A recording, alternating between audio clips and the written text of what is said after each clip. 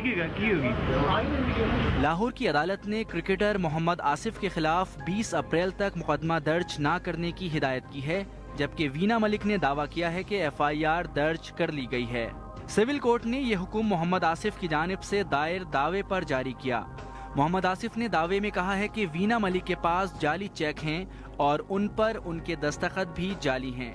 उधर लिबर्टी थाने में SSP investigation Shafiq गुजर की मौजूदगी में दोनों फरीकैन में बातचीत हुई है। इससे पहले लाहौर की अदालत ने वीना मलिक की दरख्वास्त पर क्रिकेटर मोहम्मद आसिफ के खिलाफ बोगस चेक देने के इल्जाम में मुकदमा दर्ज करने की हिदायत की थी। मोहम्मद आसिफ का कहना है कि थाना डिफेंस में उनकी चेक बुक गुम होने की रिपोर्ट दर्ज है, इसलिए जब तक उनकी चेक बुक नहीं मिलती उनके खिलाफ मुकदमा दर्ज ना किया जाए।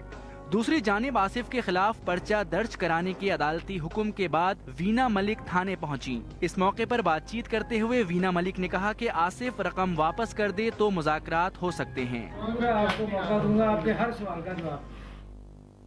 जी, आपने देखी ये रिपोर्ट, वीना मलिक और मोहम्मद आसिफ का क्लैश, पैसे का मामला है। हम तो समझते थे कि दिल का मामला है, लेकिन अब सूरत हाल और तरफ चल पड़ी है, अब तो पैसे का मामला है। इस पे मज़ीद तफसील जानने के लिए SP investigation model town Abdul रब चौधरी साहब ने हमें टेलीफोन लाइन पे ज्वाइन किया है। बहुत बहुत शुक्रिया अब्दुल रब चौधरी साहब, आपने हमें ज्वाइन किया। जी शुक्रिया जी आपका भी। ये बताइए कि आप इन्वेस्टिगेट कर रहे हैं, क्या ये दुरुस्त है कि आपने SHO जो थाने के हैं गालिब मार्केट के, आपने उन्हें जो दरख्वास्त जमा कराई गई थी वीना मलिक की तरफ से FIR काटने के लिए, आपने उस पर लिखा था, इंस्ट्रक्शंस दी थी कि FIR दर्ज की जाए?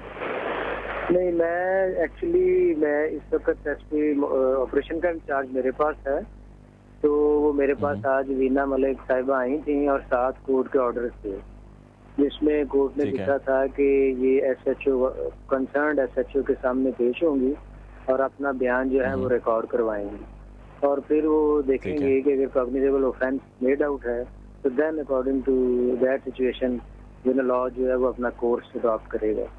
तो मैंने फिर उन्हीं की एप्लीकेशन के ऊपर यही इसे डायरेक्ट किया SHO गालिब मार्केट को कि वो इनकी इस एप्लीकेशन को एंटरटेन करें, और जिस तरह कोर्ट ने डायरेक्ट एंटरटेन करने का मतलब तो ये हुआ ना कि FIR दर्ज करे, क्योंकि यही उन्होंने दरख्वास्त जमा कराई थी।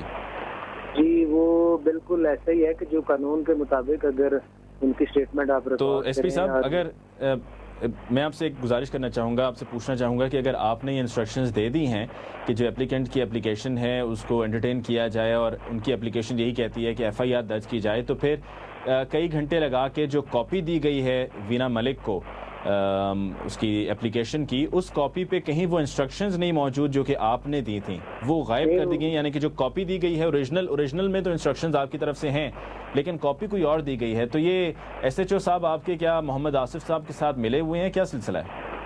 नहीं, जैसे मैंने आपको कहा कि अव्वल तो अगर ऐसी बात है वो बिल्कुल नहीं रिमूव कर सकते, ना ही उन्हें इख्तियार है और ना ही कोई वो इस किस्म का ऑर्डर है जिसे रिमूव किया जा सके। अगर वो है तो उन्हें मेरे सामने ये पेश करना चाहिए, ऐसा बिल्कुल नहीं वो कर सकते। दूसरी बात ये है कि जो FIR की जहाँ तक आप बात कर रहे हैं उसकी 2 और रिक्वायरमेंट्स है। देखें उनके पास मैंने वो पता किया है सिर्फ चेक की फोटोकॉपी थी और फिर इसी तरह चेक डिसऑनर होने की भी फोटोकॉपी थी। तो ये अब एक रिक्वायरमेंट है, लॉ की डायरेक्शंस हैं जो कोर्ट्स की तरफ से भी हैं। अच्छा, क्या आपने उनसे ये पूछा कि चूंकि जब चेक रिटर्न होता है तो रिटर्न मेमो के साथ बैंक जो है, जिस बैंक का आपका अकाउंट होता है जहाँ पे आप वो चेक जमा कराते हैं क्लियरिंग के लिए, वो आपको ओरिजिनल चेक भी वापस देते हैं?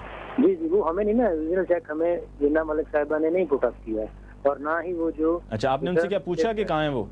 हाँ जी, मैंने उन्हें कहा है कि आप उसको पुट रखें और उसके बगैर ये एक इम्पोर्टेंट रिक्वायरमेंट है, उसके बगैर FIR दर्ज नहीं हो सकती। तो जो है वो बहुत इम्पोर्टेंट है, फिर हम उसके बगैर किस तरह FIR फोटो स्टेट के ऊपर नहीं FIR। ठीक है, और अगर किसी तरह से आपके SHO साहब की तरफ से कोई गफलत है तो क्या आप ये ऑन एयर कहते हैं कि आप जो भी कोई मुनासिब एक्शन होगा वो आप लेंगे?